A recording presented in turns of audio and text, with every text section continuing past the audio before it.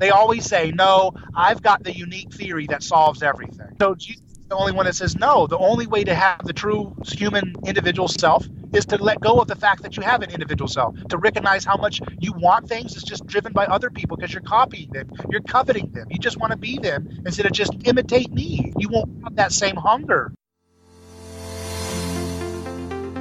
As a young mother, I experienced a paradigm shift that transformed how I saw education and ultimately the world around me. I started this podcast, The Luminous Mind, to connect with and learn from people who are disrupting the status quo in how they learn, educate, and live in the world around them. Prepare for a paradigm shift. Light a candle, light your world.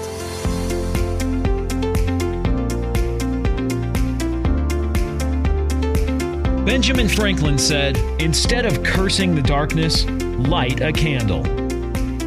You're listening to The Luminous Mind with your host, Rebecca Bowman. Today's Firestarter is David Gornoski. David is a writer, speaker, radio host, film director who is dedicated to introducing Jesus' personhood revolution to the church and the broader public. A Neighbor's Choice is the name of his radio show that interviews contrarians and misfits from people locked away for life for nonviolent choices to pioneer nutrition scientists and nuclear energy entrepreneurs. What binds the show's narrative together is the way Jesus' personhood principles unlock our blindness to toxic groupthink and zero-sum coercion or politics, then opens the door to win-win solutions and secrets left to be discovered in nature. David also does a weekly dive podcast called Things Hidden, as well as a YouTube channel at David Gornoski, where he interviews people like Jordan Peterson, theologian David Bentley Hart, Ron Paul, Peter Schiff, James Dale Davidson, blues legend Daryl Davis, and many more diverse voices, heroes, and innovators in science and technology. This podcast is a continuation of our conversation with David.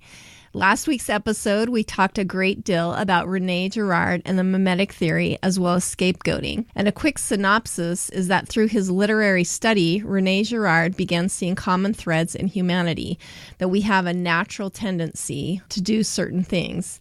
And he saw this through legend, myth, and other writings, that man likes to mimic each other to the point that it causes conflict, leading to unending violence. To avoid utter destruction, man came up with scapegoating, where we cast all blame to someone in society that's different among them, and then we sacrifice them to help create peace. This violent sacrifice is replicated throughout civilization to resolve conflict, destruction, and societal famine. However, Girard discovered that the Bible helps to deconstruct that memetic theory and scapegoating so that man can see a different way to resolve conflict and provide lasting peace. We begin this podcast catching up with questions that I had about the Bible and the story of Abraham. Well, and let's kind of move through like that biblical text when we talk about like Abraham. I loved how you were talking, you know, I had listened to one before where you talked about Abraham and how, you know, with his sacrifice of Isaac, all of a sudden, like God, with that sacrifice, he stopped that scapegoat mechanism situation that was going on. I mean, then that began animal sacrifice, but go ahead and talk about that a little bit. So it's like, so sacrifice is like our pacifier, you know, it helps soothes us. Yeah, right? That's what like our origin is that we have this desire basically to have some kind of a sacrifice or a scapegoat. Like that's our natural inclination, basically, right? Right. Yeah, and it doesn't have to be that way. I think God designed us to not do that, but we wanted to make God in our own image, and that's what we've been working on ever since. And the God of our own image is sacrificial. The God of our own image is ego and all about, you know, might makes right. And the real God, he can only get us to listen to him by allowing us to expel him in our little fits of rage and righteous indignation.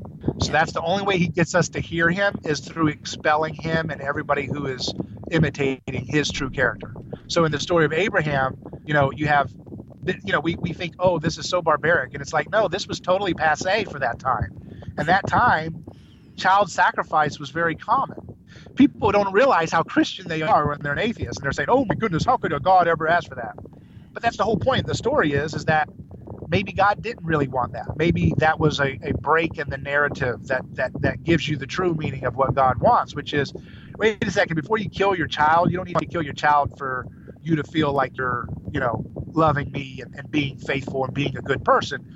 Look, if you need to kill something, kill this animal, okay? Just here's your pacifier. Let's move it to an animal so you stop killing humans. See what I mean? Yeah. And that's how you see this radical break where, the Incas and every other community around the world was still gladly killing their children. And here's this story that's totally radically progressive beyond anybody's imagination, saying, hey, if you need to kill something, take an animal instead. If you need to do something like this to not kill each other, kill an animal if you have to do something like this. Yeah. And that's what that scapegoat ritual is in Leviticus. They put all their sins on the back of a goat and then cast the goat out into the wilderness to die, to be kind of like the bearer of the bad blood between everybody that was hating each other. So the only reason why we're able to see the lie of mythology is because we have the Bible influencing our sense-making ability. It's like what allows us to pierce the veil of the fake news that is mythology. Mythology is always concealing the violence. It always wants to project the violence that we do to each other into the sky, as if the gods just do these things.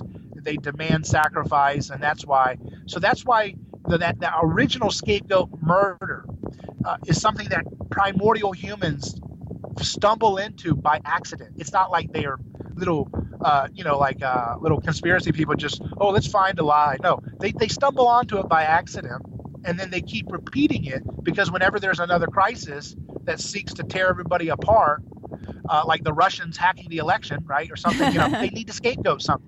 Yeah. They need to scapegoat, restore order, or else, they need to tear something down. And so that's where we get ritual sacrifice. So ritual sacrifice is remembering the same process in a controlled manner, the original scapegoat violence that solved the crisis of losing ourselves and imitating each other negatively. It's remembering what that was like, and then you have the careful repetition of it. And of course, with that ritual sacrifice and the religion that comes with that are mythologies that kind of are like the cover story. Okay, this is why we do what we do. We have to select, and that's why every community, and again, you have to ask yourself, why does every community in the ancient world all practice forms of ritual sacrifice? And in fact, it's some evidence that the societies that really didn't practice it well ceased to exist. So they couldn't control their little anger fits with each other if they didn't effectively find a way to channel it into killing a common enemy. And so that ritual sacrifice is almost like this pacifier that was allowing humans to not go extinct. And it's almost like God doesn't want us to do this. It's wrong, but he's going to let us figure this out. And we've got to figure it out ourselves. We have to make that choice. And so it's this slow process because we're stubborn and we want to use violence. That's why we vote for who we vote for today, because we want to use violence to solve our problems. So Jesus was the true political atheist because he rejected the lie that the gods demand sacrifice. Yeah. And anybody who says they're an atheist and they voted Hillary Clinton or Donald Trump to save them from the whoever is not an atheist. You're totally religious. You believe in the gods of sacrifice. Your God, instead of calling him Thor or Marduk or whatever, your God is the will of the people, democracy, democratic socialism, the general welfare, the thin blue line, law and order, whatever you want to use, Western values, all the words we always use to justify doing our awful, terrible gestures of sacrificial violence against each other. Those gods are still there. We call them ideologies now. We don't use personal character names. We call them politicians and ideologies, Well, and that's where, Abraham, he does the sacrifice of the unspotted or the flawless lamb, which has us looking towards Jesus.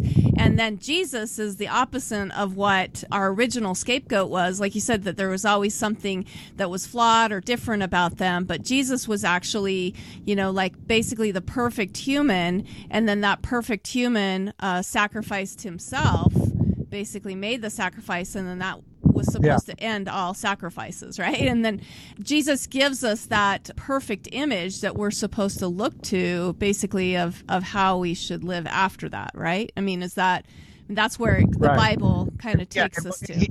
Everything he says he borrows from other people. So he's the most original man in history, but he says everything he got was imitation. Because he's trying to be do you see how he helps us learn what memetic design is? Yeah. Because he says everything I do is from the Father. I don't do anything unique. I have not added anything unique to history. And then he says everything I'm doing is also an imitation of the prophets before me. Mm-hmm. Right? Yeah. So he's always taken, whenever the spotlight's on him, he's always taking it and putting it back to somebody else who was influenced by.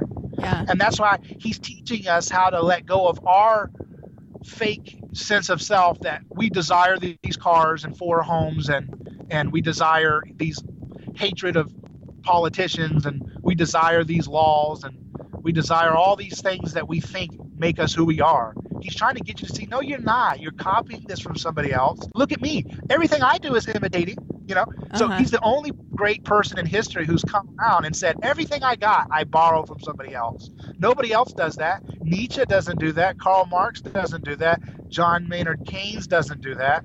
Frederick Bastiat doesn't do that. Ayn Rand doesn't do that. They don't say, oh, everything I'm doing, I'm just imitating from those who came before me. They always say, no, I've got the unique theory that solves everything. Yeah, exactly. So Jesus is the only one that says, no, the only way to have the true human individual self is to let go of the fact that you have an individual self, to recognize how much you want things is just driven by other people because you're copying them, you're coveting them. You just want to be them instead of just imitate me. You won't have that same hunger. Yeah. The memetic theory almost sounds kind of like what, the 12-step program, they talk about how you have this hole in your soul. Like, we are meant to have that desire to mimic something. And originally we were supposed to mimic God. But, we become this natural person who, like you said, we look around at each other and we want to mimic that. Do you feel like that, like every person basically has this empty hole in themselves? They're trying to fill it with other things, but really that's what Jesus helps us understand is like, yeah, it's there. We have that desire to mimic, but we should mimic God, basically. Does that make sense? Like that it could be the same kind of theory? Yeah, it's like drinking salt water to be thirsty, because you're thirsty. It's not going to quench your thirst. Yeah, exactly. And that's what recognizing, that's what sin is. Sin is, it's a shortcut to heaven that leads to hell, is the way I put it. So yeah, exactly. You're coveting something that in some sense is good, but the way you want to attain that good thing is done in a shortcut that's always going to lead to living in a state of hell in life. And that's what all those stories and so many Old Testament stories are dealing with, the victim of the collective. So again, think of it this way. Everything in history and mythology is written from the winner's crowd's perspective. So the winning crowd writes the history books. We all know this. Yeah. But that means they wrote the mythology too. And they don't want you to let you know that, because we don't want to believe that the fundamental core of human nature is to have this proclivity to want to have might makes right, and to want to subjugate other people and create hierarchies with sacrificial violence initiated against. We don't want to believe that. Today in the West, we want to believe that that's a product of capitalism, that's a product of patriarchy, that's because men, or that's because of Christianity. It's anything but just human, right? Because if we have to look at human, we're in trouble. Yeah, because why are we creating the empires that we're creating? Because we're giving humans more and more power. Exactly. Right? Yeah. Well, and I'd heard a pastor say, that was kind of using the same theory to teach about Jesus Christ, that he says that scapegoat is basically, we want to scapegoat something to avoid actually looking at our own faults or our own problems. And isn't that what you're saying? Like, we don't want to look at humanity, and that's why we use that scapegoat. Does that seem to work with that repentance idea? Like that the scapegoat. Yeah, because you want to, to repent is, to change your mind, to turn away from what you're doing. And what we do is we covet our neighbor, we build them up, and then we want to tear them down, And we do that individually in our relationships and conflict and jobs. And then we do that societally. We build up nations and then we tear them down. We arm Saddam and then we tear him down in Iraq. We build up Assad and construct a fake nation with Assad, and the Western powers did, with the Syria construction of the Syrian country, and then we tear it down. And we do that in our celebrity worship. We build up a star, then they make a mistake and go crazy or whatever, and then we tear them down and we revel in that. How many people were saying they couldn't wait to find a bad photo of Tim Tebow so they could tear that little, purity symbol down and tear it apart, right? They want to rip it down because that's how they solve their own problems. There's different levels of scapegoating. We scapegoat politicians, we scapegoat celebrities, we scapegoat our parents, we scapegoat our relationship partners, we scapegoat our boss, we scapegoat police, we scapegoat prisoners, we scapegoat everybody. And we don't ever want to admit that we scapegoat, because to scapegoat someone is to not know you're scapegoating them. You really believe they deserve whatever you're doing to them. Yeah. Don't think about it. But what the Bible does is it gets you to see how we scapegoat, and that's the first process in stopping you. You have to recognize, oh, wait, if I put this drug user in a cage, it's not going to make me feel better about my addiction to food or my addiction to work or my addiction to popularity. It's not going to help me with my own problems. So why do I need to stick it to this drug user? Why do I need to throw the prostitute in prison? Because, if they're allowed to be free like me, then that makes me feel uncomfortable about what I do. Or why do I have to throw the greedy rich person in prison? Because throwing them away is not going to make me better off financially. It's no matter what Elizabeth Warren and her rain-making miracles are going to do, it's not going to make it rain money on me. You know what I mean? If she soaks the rich, that's just vestiges of mythological thinking. That's fake news, right? So myth is fake news, and it always hides and justifies violence, the initiation of aggression, which is what the government does whenever they force to take your money or to threaten you with jail time for a nonviolent, victimless behavior. That is a vestige of sacrificial violence. Yeah. Now, Christianity has made the West way more soft, right? We don't fillet people. We don't torture them alive anymore, right? Like they did in the Incas and all those places. We're not doing child sacrifice, at least explicitly, anymore. I love how you even talk about, even in later times, like, during the slave times, you told the story about a guy in the South. We dressed him up basically like Jesus, as a king, and then we filleted that person. I mean, it's not even that long ago that we've... That was in the 1920s, I believe, actually. That was a story in St. Louis. I mean, so that's just not even 100 years from us. Yeah. Isn't that terrible? I mean, and then we killed all these people, in the Vietnam War. 50,000 soldiers died as sacrifices for the God of America. So we believe in these myths still, but we're starting to slowly wake up. The reason why we're starting to wake up faster and faster is because the Gospels, this is this weird relationship that it's kind of hard to explain quickly, but I'll just give a preview for people to think about, which is the Gospel spreads through technology and media. This is weird because you're like, what? What is that? The Gospel's old-fashioned religion. Technology has nothing to do with that. And you're like, oh, yeah, okay. It has everything to do with that. The only reason why we were able to have so many amazing advancements in the West is because the gospel started losing our appetite for burning witches. Once we start burning witches for solving our problems, we start to say, hey, what about that bacteria? Maybe we need to wash our hands when we use the restroom. Yeah. Well, and that's what hey, don't burn that person. Yeah, that's what I mean about the scapegoat. Yeah, the scapegoat makes it impossible for us to actually look at the problem because we're putting the problem on the scapegoat. But if we take away the scapegoat, like Jesus was saying, that's that part of repentance that we're talking about. A new change of thought is basically, what you were saying. Yeah. And then that helps us see what the problem really is, and then that helps technology grow, right? Because we're no longer using that scapegoat. Right. Okay. That's awesome. Okay. Yeah, because if you believe that violence is the answer, then you'll never know what actually was the answer, because you'll just keep using your more antiquated, barbaric little superstition that, if I just tear this person apart, it'll make me richer. I'll tear the rich down because it'll make me richer. We know the game is rigged, but just tearing your neighbor down is just another lie that the scapegoat mechanism uses to try to perpetuate its existence. Exactly. And so it's always hiding. In the light of Christianity, now we are more inclined to scapegoat in the name of victims, where in the ancient world, people scapegoated because they were the winners and they could get away with it, right? Uh-huh. And think about this, for example, just to show you the power of Jesus' message. I mean, this woman, Christine Ford, who accused Brett Kavanaugh, right? Uh-huh. Now, regardless of what people believe about the facts of that, just think about it objectively for a moment. if 2,000 years ago when Jesus was on earth, if a woman, let's say, so Brett Kavanaugh is the Supreme Court justice, so take the equivalent of that in the Roman time, the high justice of the Roman he would have Empire, been a captain or something. Yeah.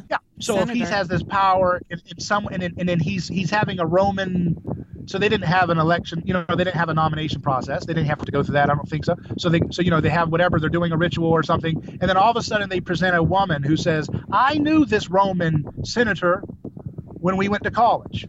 And he tried to do these things to me.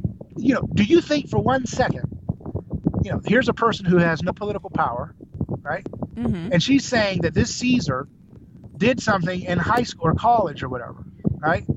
They would say, off with your head, take her out. Yeah. Who cares, right? Because that's the kind of worldview the world had before Jesus. Yeah.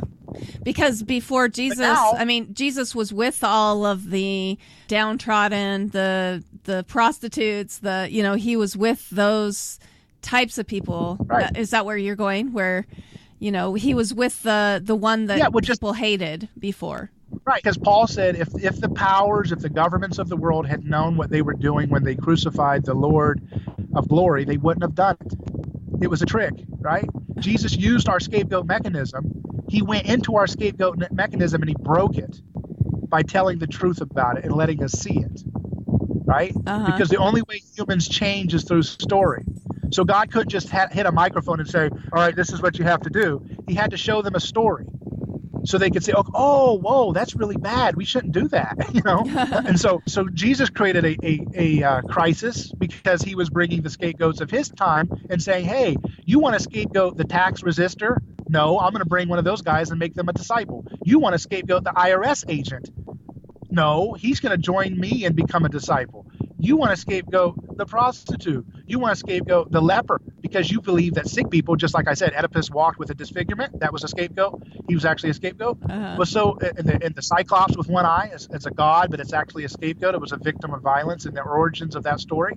So too is the leper, is the person who is, because in their day they believed, well, you're sick because your family sinned or you were cursed by God. So they had the same pagan influences of bad ideas and fake news too. And Jesus was trying to help them say, no, this person is not sick or blind because of anything they've done or their parents did. Oh, yeah. They're just going to be, and that changes the whole world because he said the many who are the first shall be last and many who are the last shall be first. And so now, isn't that coming true? I mean, in Jesus's time, if you wanted to go to a Greek theater, you would see the most horrendous stuff in the theater. They would do the most ugly, horrific stuff and really debauched, awful things. And they celebrated the worst things you can imagine in these theaters. And then sometimes they would have games. And if you were a person who was disfigured or if you had a handicap, you would be used. If you wanted to go to the theater, you might be selected for that day's entertainment. You might be thrown to the lions and the whole crowd's going to laugh with roaring laughter. Yeah. So the last are now the first, because think about it this way, in Jesus' time when you went to the theater, the governor or the emperor sat in the best seat in the house, and the poorest of the poor might be thrown to the lions. And today we go to a movie theater, and even if the theater is packed and the movie is starting, those handicap seats will stay open even when people are still trickling in and they know the odds that all those seats will be needed by someone who has a handicap. They won't be taken. They still won't sit there because in our time we are so influenced by the first shall be last and the last shall be first. We're so influenced by the story of Jesus that we are becoming what he said we would become. We're breaking our hierarchies and saying, no, now the best seat of the house belongs to the person who has a handicap. Yeah. That used to be the seat that the emperor would seat, the perfect eye view spot. Now we give that to the handicap, saying, no, they will be the one who was mistreated or the one who wouldn't have the most comfort. Now you get the best seat. Yeah. And that's because we're Christian, right? Yeah. So Jesus is winning.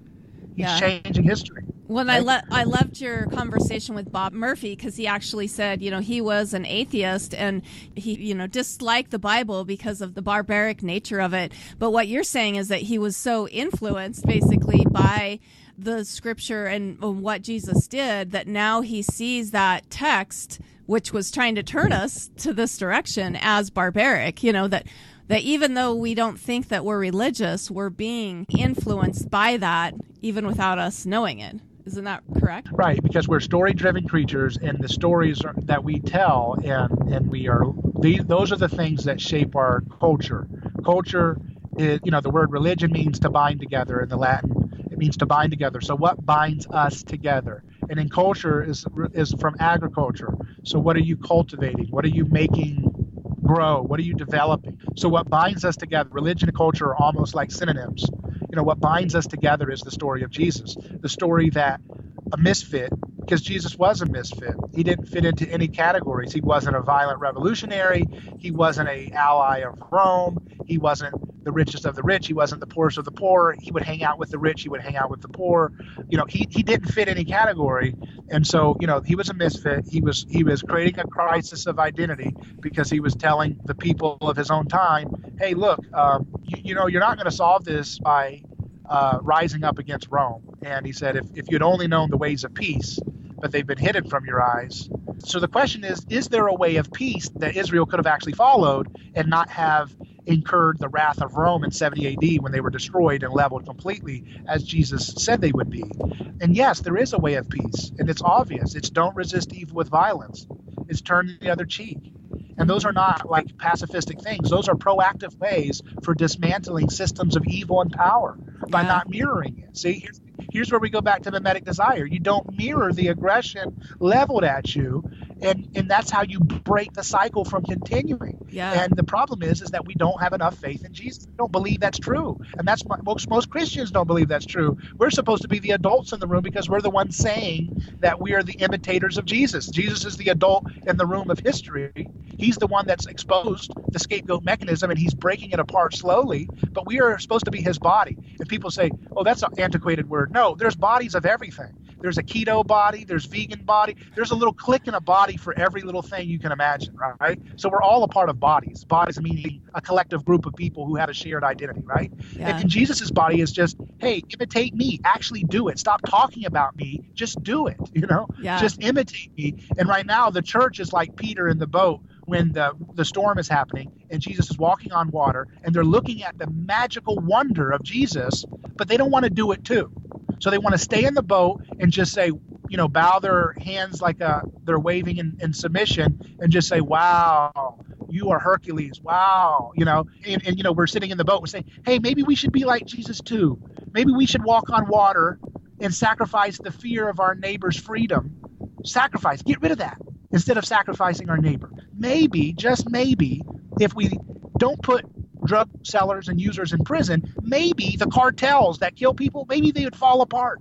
Maybe they die under the weight of their own greed because they wouldn't have a monopoly to make money in anymore. If you could if you have a drug you need and you can get that online without going to the violent gang down the road, then they go out of business. Yeah. And then their recruitment mechanism with fast cars, fancy clothes, and big expensive guns, they don't have any money for that anymore because there's just as much money in selling cabbage as there is in selling marijuana. It's just get in, start a business, It's not a thing, you know what I mean? You got to find something else to do because the prohibition of these certain things is what creates these violent, memetic escalations of violence that turn into these ugly cycles. So when Jesus says, do not resist evil with violence, he's giving you a new rule for a new way of doing politics. So we're sitting in that boat with Peter, watching Jesus walk on water. And we're like, wow, he's so good. Yeah, I'm a Christian. I'm with him. Okay, get out of the boat and do it now. Go free your neighbor from marijuana charges. Go get him out during nullification. Don't vote for any more of these laws. Don't say you'll make another excuse and vote for some politician that keeps these things on the books that are harming your neighbors, destroying their families, destroying their lives, psychologically disturbing their children. Stop it. And they say, no, you're not Jesus. Don't tell me to do that. That's what Christians will say. Or, you can't tell me to repent. You have no right to say that. You're not Jesus. Yeah. You're not. They always say that. You're not Jesus. Don't tell me that. No, wait. He's saying get out of the boat. So we got to do the same thing he's doing. But they don't want to get out of the boat. They want to keep Jesus in their little pocket so that he's safe and that he's always conveniently out of the way when it comes to making the choices about how to treat our neighbors. Yeah. And that goes for the small things in our personal life, and it goes for the big things when we vote. We think when we go into that ballot box, when no one's looking, and that curtain closes, that we can go circle and select something, some law or some politician, to do something on our behalf that we would find it to be a sin if we had to carry out ourselves. Yeah, that we've Because kind of no one's gone looking. past. Yeah, we don't want to do the scapegoat thing anymore because we've been able to see the evilness of it, but then we just pick a different scapegoat. Yeah. And that's what I wanted to have you give some modern day examples of that, but I think you've done a great job. And it goes on either side. I mean, when we talk about the classes that are fighting against each other in America, it's the Democrats and Republicans, and they're all, whatever the other one is for, the other one's against, and, it is this back and forth. But that's their scapegoat now, right? Either side has a scapegoat, and they're not really. So what Jesus did was he destroyed the unit. Yeah, the part that we figured out so far in imitating Jesus is that we figured out that scapegoating is bad and that we can see it, but we only see our rivals doing it. We don't see ourselves doing it. Yeah, See what I mean? exactly. So we're like halfway there. We're not there fully yet. So whatever church you go to, you scapegoat the other church. Oh, those guys didn't get it right. Sorry, they're just a little dumber than us. Their doctrines are just a little bit aggressive, and ours are good. Or our country never goes to war. We never do election meddling. We're just great people. Or if you're a Democrat, no, all the bad wars are Republicans. All the good wars are Democrats. It's always So we're getting there, right? We're going through a repentance process. And so again, if this is our pacifier, or if you want to use a drug addiction, if scapegoating is our drug addiction, it makes us feel better about ourselves. We're going through a withdrawal process where we're still getting a little bit of it, but we're trying to kick this habit because basically the drug isn't giving us the high anymore that it used to give us. We don't feel as pleasurable and smug in our self-righteous condemnation of scapegoats because we're starting to see, oh, wait a second. Yeah, that's maybe the drug war is a failure. Maybe we should look for alternatives to violence-based government schooling where you use coercion to get your education. Maybe that's creating hidden victims when we forcibly tax people to pay for education services that they fundamentally think are awful. Maybe that's violent. We can't fully recognize it, but we feel it. We're feeling the process. It's like we're going through a repentance. This is what it looks like. It looks awful. It's going to get really ugly. And you got to buckle up. Everybody needs to get their houses in order because this is going to be a wild ride because, again, and it has something to do with the development of media technology, which is that this is a weird thing. I'm going to try to explain this because it's so important. This is something, it's not really Girard talks about this. It's just something that I've developed in conversation with Girard's work and other works and just looking at the Bible, that the gospel is a media technology. So when they write this report about Matthew, Mark, Luke, and John, they write these stories, write a report about what happened to Jesus, right? That's a form of media, right? They're writing this eyewitness news report, and then it gets spread around. And so wherever that story goes, whether it's orally told or they read it, then that story hits that human heart and starts to soften, maybe just a little bit, maybe not at all if they're totally dead to it. But it starts to break down the community's ugly practices of violence and all the bad ideas that are protected by violent sacrifice. But see, what happens is the more technology we have to do media, the more rapid the gospel infection is in our way of doing things, which is why we're losing our mind now in the age of the internet, right? Because it wasn't until just recently that we all had HD phones with high-speed internet with live stream video capability. We can both live stream and we can watch live streams, and cheap, affordable for everybody to have. Yeah. Which means instead of just being 4 gospel witnesses, it's millions and millions and millions of cell phones capturing the persecution of Jesus. Yeah. We're watching the scapegoats happen. I mean, now you're getting what happened, right? So now we can see it. Now it's like, and now we also hear other people's perspectives that we wouldn't normally hear from. And so now the monopoly on media, which is myth, is falling apart faster and faster and faster. And the only reason why it's falling apart is because the gospel infection is making innovation better and better and better. Yeah. And this is a weird relationship that the more the gospel infects our culture, the more it gets us to find new solutions, which makes our technology better. And then as that technology gets better, it makes media technology more accessible and more decentralized, and more voices are able to be heard. And many of them are getting it wrong, of course. But the point is, because they mimic the satanic lie. Yeah. So the only way that you can keep the scapegoat mechanism going is when you have unity with it. Because when everybody says, yeah, that person was the witch, weren't they? And they say, yeah, yes, she was. wow, wasn't that great that she is no longer here or he is no longer there? Yes, I feel great. Everybody agrees, and then over time you write a story about it and say there was a witch or a god that came to us, and we had to talk to them, and all of a sudden they flew off the cliff, and we never saw them again until every now and then we'll see it come back, and then we know we need to sacrifice a child to them or something. That's what myth does. It projects what we actually did through cultural memory it projects it onto the gods. The gods did that. Just like today, you sit on a jury and say, well, this was the law. You should have known the law. You're going to jail. They don't know that actually Thomas Jefferson and John Adams, our Caesars of our construction of our government, said actually you have the right to nullify bad laws. You actually have the right to use your God-given conscience to strike down tyrannical laws that are against your God-given liberty. You actually have their ability to judge the law when you're in a jury. They don't even know that today, but we just go into groupthink and say, well, everybody says he's guilty. I guess this person who sold marijuana is going to prison for life. Well, Jesus says, do unto others as you would have them do unto you. But I guess it doesn't apply here because I just got to comply. Go ahead and stick them in prison for life. Say goodbye to your kids. You're never seeing them again. How awful. 70% of people say they're Christians, and they're doing that. Because, I guess that means 70% of the juries are Christian, allegedly, or something in America. Yeah, like you said. 70% of the jury should be nullifying everyone. Yeah. Like you said, though, that we have created a God of our own, even though we say we're Christian or whatever, we're creating God in our image, not in what the Bible or what Jesus even told us to, right?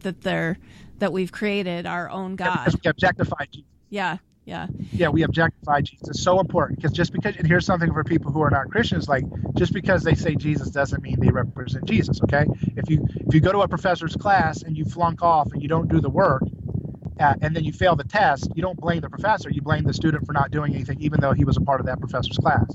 So there's a lot of people that use the word Jesus, and then they justify wars and all these things, and it has nothing to do with the Spirit of Christ. And so what we have to judge the origins of Christianity on are the founder's life. And it's clear what he says for us to do. Don't resist evil with violence, turn the other cheek. Those who live by the sword die by the sword. And of course, what he did on the cross is the ultimate statement for humanity to understand and wrestle with. But you said something there what was the last thing you just said? Because I wanted to touch on something you said there.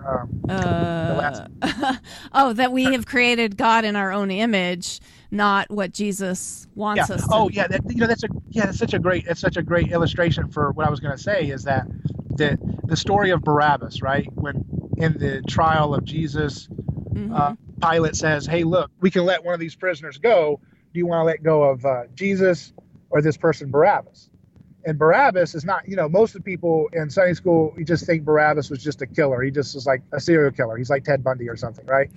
but he wasn't. He was actually a revolutionary. The word they used for Barabbas was actually like, he was like William Wallace. He was like a guy who was ready to free Israel, right?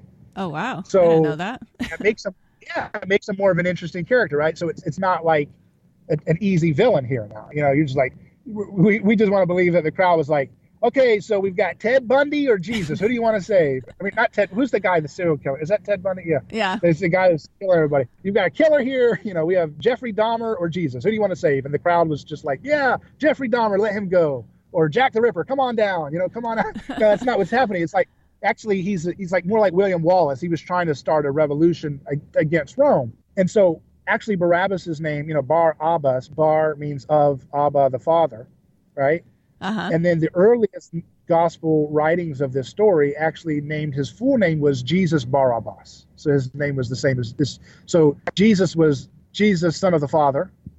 And then you have this other Barabbas, who's actually Jesus, son of the Father. So it's a tale of two Jesuses there, Oh, wow. And the text is doing that on purpose. So Jesus was a common name. Yeshua that was his name, Yeshua. So Yeshua was a common name back then. So it's not, but it's like you have two Yeshuas. You have the Yeshua, of the Father, and then you have another Yeshua of the Father. Which one do you want to save and which one do you want to kill? See what I mean? Yeah. And that's the question that we have to face today as Christians. Which Jesus do we want to save? I mean, which Jesus do we want to choose to be with? Sounds like many of us would rather be with the other Jesus, right? Yeah, we choose Jesus, we preach Jesus, and then we go to, we want a William Wallace, we want Rambo. So we'll fit our Jesus into the mold of Barabbas. So the crowd is still choosing the wrong Jesus 2,000 years later, right? And that's why, we pick the easy Jesus, yeah. Yeah, but it's not easy because guess what? Barabbas, the fake Jesus, the other Jesus, they actually followed his way, and that's why Rome utterly destroyed every single thing, because their spirit, they see what I mean? So they actually chose the more ugly way, they didn't choose the nicer way. Yeah, so they chose the eye for the eye, right? They chose that eye for the eye versus what Jesus was. Yeah, they said, and they had a reason, just like we have a reason, We have a reason for why we want to get rid of the liberal, get rid of these people, or get rid of the rich, or get rid of these people or that people. We always have a good reason, right? And the Jewish people, they were looking at these awful Roman occupiers, and they were saying, yeah, we want to overthrow you guys. You guys are awful, terrible people. You're rapists, you're killers. And some, of course, are good people. That's what they were thinking of Rome. You know what I mean?